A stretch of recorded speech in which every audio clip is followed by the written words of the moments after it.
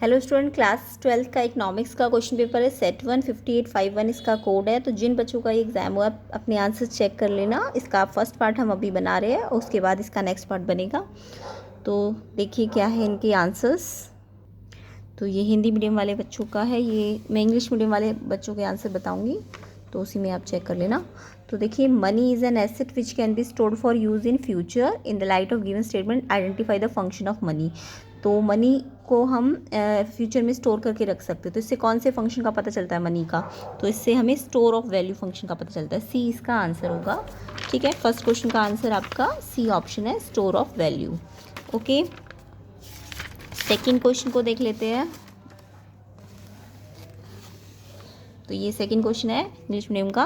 Considering the depreciation of Indian currency in the international market, the Reserve Bank of India has decided to purchase Indian currency in the open market. तो RBI ने decide किया कि वो purchase करेंगी currency open market में। तो इससे हमें किसका पता चलता है, कौन से एक्सचेंज रेट सिस्टम का? तो जब भी बैंक इंटरफेयर करता है तो वो होता है मैनेज फ्लोटिंग। तो यहाँ पे सी ऑप्शन करेक्ट है। किस किस बच्चे ने ये टिक किया है कमेंट करके ज़रूर बताना। सेकेंड क्वेश्चन का सी ऑप्शन मैनेज फ्लोटिंग आना था। उसके बाद थर्ड क्वेश्चन पे आते हैं। स्टेटमेंट 1 कहती है, in a two sector economy consumption expenditure and investment expenditure are two component of aggregate demand. Yes, two sector economy में सी और आई को मिला के एडी बन जाता है, ये ट्रू है आपका। एग्रीगेट डिमांड कर always start from point of origin with positive slope, ये फॉल्स है। एग्रीगेट डिमांड कभी भी जीरो से स्टार्ट नहीं होती है। तो देखो, ये वाला पहला वाला स्टेटमेंट तो ठीक है, एडी टू सेक्टर इकोनॉमी में सी प्लस आई है, अदरवाइज जी और नेट एक्सपोर्ट भी आता है, बट टू सेक्टर इकोनॉमी में सिर्फ सी प्लस आई होता है। ठीक है, बट यहाँ पे सेकंड स्टेटमेंट में आपको बोला एडी जीरो से स्टार्ट है। एडी थोड़ा ना जीरो से स्टार्ट होता है, एएस होता है जीरो से स्टार्ट, या इनकम जो होती है। एडी तो आपका कुछ जैसे सी जहाँ से स्टार्ट होगा ना, सी बार से, सी फंक्शन सी बार से होगा तो एडी उसके पैरेलल चलेगा, क्योंकि एडी सी प्लस आई होता है ना। तो एडी तो जीरो से थोड़ा ना स्टार्ट होता है, एडी तो थोड़ा ऊपर से स्टार्ट होता है। तो ये फॉल्स है सेकेंड वाली स्टेटमेंट। तो फर्स्ट वाली ट्रू और सेकेंड वाली फॉल्स है। इट मीन्स ए आंसर आपका करेक्ट है। ठीक है, स्टेटमेंट 1 तो ट्रू है बट स्टेटमेंट 2 फॉल्स है। फोर्थ क्वेश्चन को देख लेते हैं। Deficit in BOP refers to the excess of. जब बीओपी में डेफिशिट आता है तो इसमें इसका मतलब क्या है?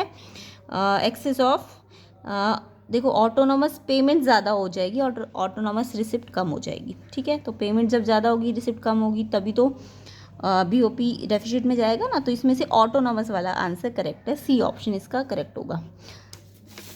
कौन सा वाला? फोर्थ का सी ऑप्शन करेक्ट है। उसके बाद फिफ्थ क्वेश्चन है आपका, आपको पेयरिंग बना के दे रखी है और बोला कि कौन सा पेयर है जो करेक्ट पेयर शो कर रहा है। ओके, तो जैसे कि a car use as a taxi, ये कोई कंज्यूमर गुड थोड़ी ना है, ये तो टैक्सी के रूप में यूज़ हो रही है ना, तो ये कंज्यूमर गुड नहीं है। And air conditioner use by house hold, ये कैपिटल गुड भी नहीं है क्योंकि हाउस होल्ड यूज़ कर रहा है। स्कॉलरशिप जो स्टूडेंट को देती है गवर्नमेंट, वो फैक्टर इनकम नहीं है, वो तो ट्रांसफर इनकम होती है ना। तो यहाँ पे ये वाला पेयर बिल्कुल करेक्ट है। वेजिटेबल जो पर्सनल गार्डन में लगाई जाती है वो नॉन मार्केटिंग एक्टिविटी नहीं है। ठीक है, वो मार्केटिंग पर्पज़ के लिए थोड़ा ना की जाती है, तो अपने गार्डन में ही उगा रहे हो आप, तो वो नॉन मार्केटिंग एक्टिविटी है। तो किस किसने ये ऑप्शन लगाया? ए ये वाला पेयर करेक्ट है ना, बाकी सब तो इनकरेक्ट है। तो ए का 1 वाला, ये ए ऑप्शन जो है इसका करेक्ट है। फिफ्थ क्वेश्चन का ए आंसर करेक्ट होगा। नेक्स्ट देखते हैं क्वेश्चन नंबर 6। तो क्वेश्चन नंबर 6 में आपको ये 1 2 और 3 और 4 में बताना था कौन कौन सी वैल्यूज़ आएंगी। तो आपको दिख रहा है फार्मर ने देखो वैल्यू ऑफ आउटपुट कितना किया 2000 का, और इंटरमीडिएट कंजप्शन उसका कुछ नहीं। तो वैल्यू एडेड का फॉर्मूला सबको पता होगा। वैल्यू एडेड कैसे आता है? वैल्यू ऑफ आउटपुट में से माइनस करते हैं इंटरमीडिएट कंजप्शन। तो देखो ये अगर 2000 और यहाँ भी 2000 है तो ये तो जीरो ही रहा होगा। ठीक है, अब यहाँ पे सोचिए आप वैल्यू ऑफ आउटपुट कितना रहा होगा कि अगर हमने इंटरमीडिएट माइनस किया होगा 2000 तो इसमें आंसर भी 2000 आया होगा। तो फॉर्मूला अगर हम लगाए value of output minus intermediate consumption, तो आपको क्या मिलती है? वैल्यू एडेड मिलती है ना, वैल्यू एडेड। तो अगर फर्स्ट वाले में तो ये देखो 2000 है और ये भी 2000 है, तो ये जीरो था, ये इसमें तो कुछ लगा भी नहीं है। वे यहाँ पे देखो इंटरमीडिएट कंजप्शन कितना है 2000, इसको थोड़ी देर के लिए एक्स मान लो, और वैल्यू एडेड कितना आया 2000 आया, तो यानी कि एक्स कितना आ जाएगा यहाँ से 4000 ना, यानी कि फर्स्ट तो आ गया आपका 4000। ठीक है, उसके बाद यहाँ रिटेल सेलर का देखो वैल्यू ऑफ आउटपुट कितना है 4400, तो वैल्यू ऑफ आउटपुट कितना है इस फॉर्मूले में लगाना है आपको। इसमें। तो वैल्यू फॉर आउटपुट कितना है, इतना 4400, ये आपको फाइंड करना, तो इसको वाई मान लो, और ये कितना दिया हुआ है 400।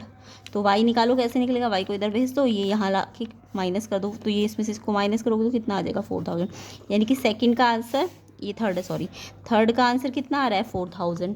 उसके बाद सेकंड कैसे आएगा, जब हम इन सब का टोटल कर देंगे इन तीनों का, तो 2000, 4400, और ये हमारा फर्स्ट कितना आया था 4000, तो इसको टोटल करो 2000 और 4000, 6000 और 4400, यानी कि सेकंड नंबर पे आपका आ जाएगा 10400।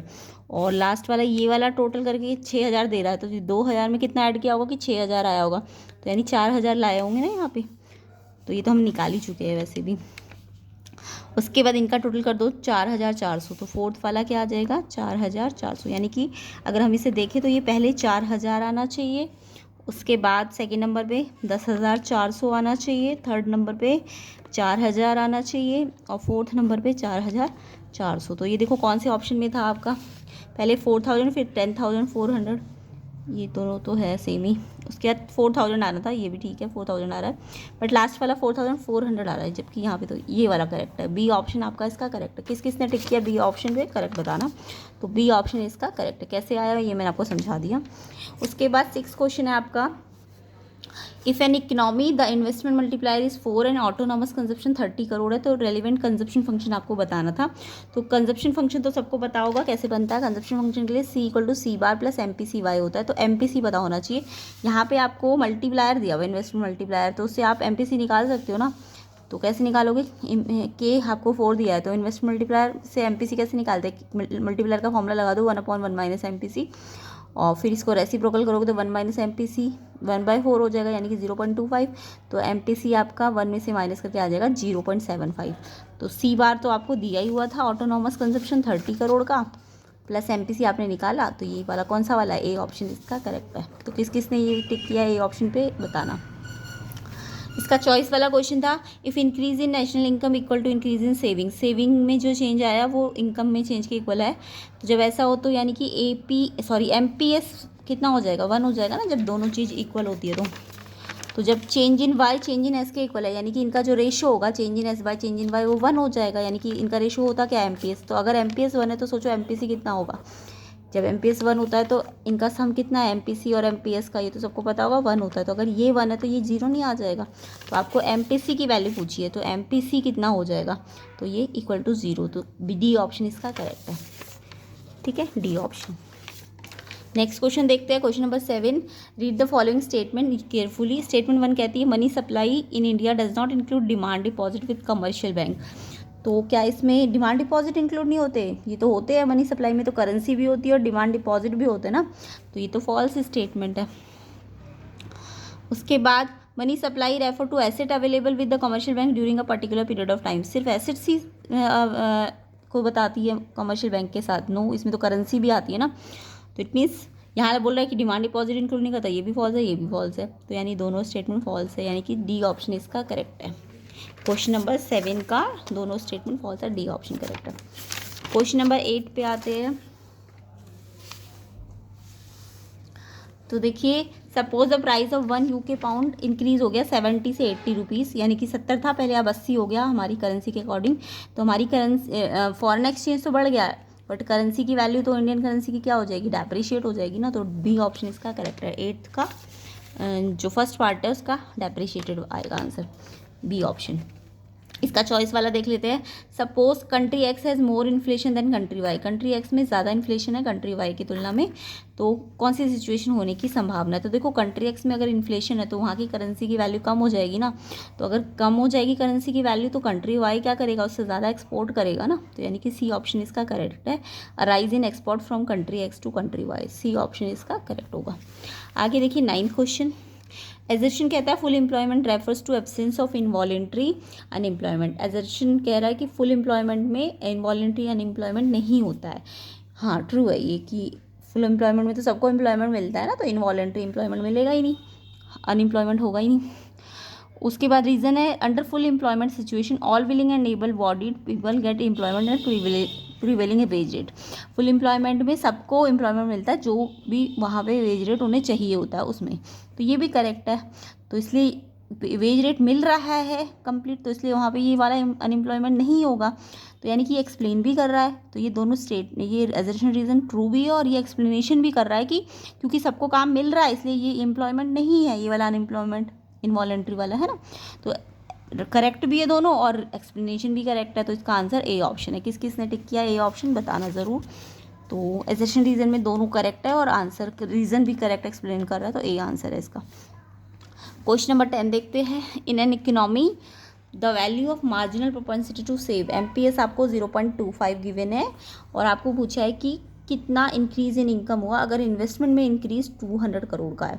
तो देखो इन्वेस्टमेंट में इंक्रीज का अंदर डेल्टा आई आपको गिवन है, जब भी वाई बोले वो डेल्टा होता है। तो डेल्टा आई आपको गिवन है 200 करोड़ का और आपको डेल्टा वाई आपको फाइंड करने को बोल रहे हैं। तो सोचो डेल्टा वाई और डेल्टा आई आपके कौन से फॉर्मूले में आता है, मल्टीप्लायर वाले फॉर्मूले में आता है ना, इन्वेस्टमेंट मल्टीप्लायर। तो इन्वेस्टमेंट मल्टीप्लायर पहले आप निकाल लो फिर इसमें रख लो।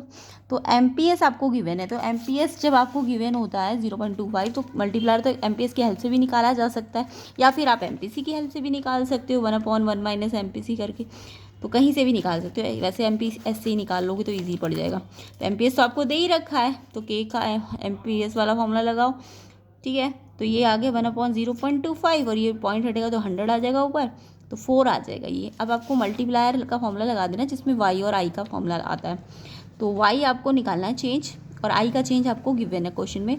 तो ये 4 आ गया ना निकाल के, तो ये कितना आ जाएगा change in national income 800 crore.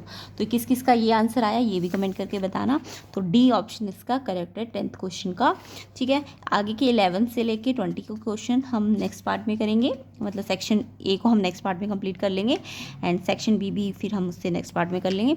और सेट 2 के कुछ कुछ क्वेश्चन तो इससे रिजेंबल करते हैं, तो वो आप इसी में चेक कर लेना। जो एक्स्ट्रा क्वेश्चन होंगे वो हम सेट 2 वाले क्वेश्चन वाले पेपर में डिस्कस कर लेंगे। ओके, तो कैसा गया आपका एग्ज़ाम, कितने क्वेश्चन अभी तक ठीक है आपके, कमेंट करके ज़रूर बताना और नेक्स्ट पार्ट का वेट करिए।